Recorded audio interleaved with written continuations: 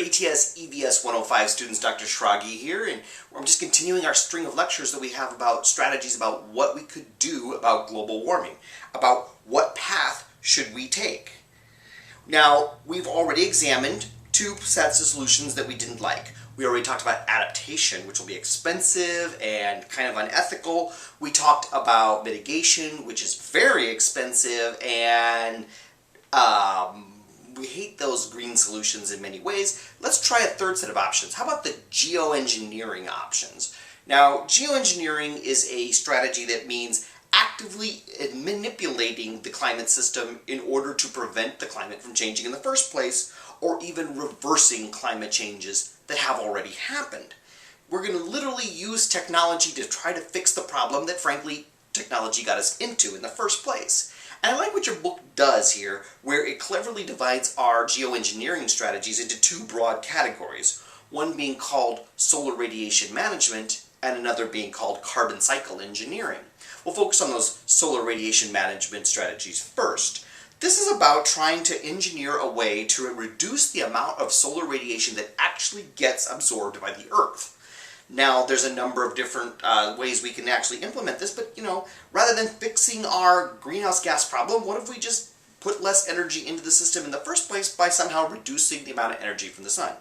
Now, way back in chapter 4, we actually saw that there was an equation. I don't know that we actually tested about it, but we saw it in the book, where the amount of energy in from the sun was this little equation here, where S was the so-called solar constant. It's how many watts per square meter of radiation get from the sun to the Earth itself.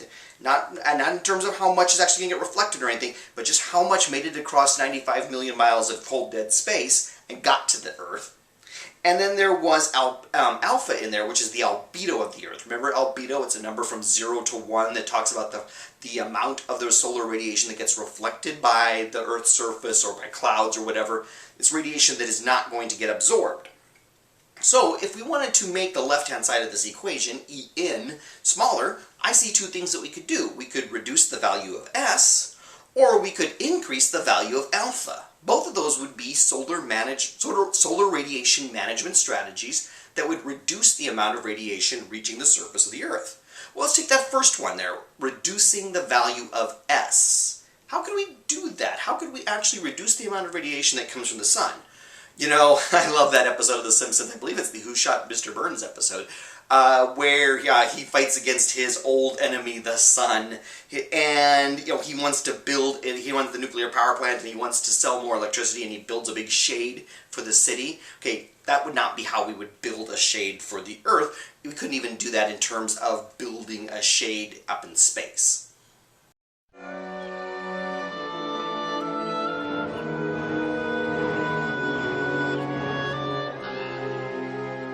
Well, sir, you've certainly vanquished all your enemies, the elementary school, the local tavern, the old age home. You must be very proud. No, not while my greatest nemesis still provides our customers with free light, heat, and energy. I call this enemy the sun.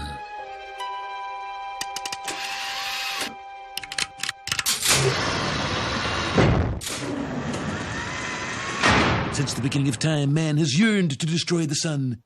I will do the next best thing. Block it out.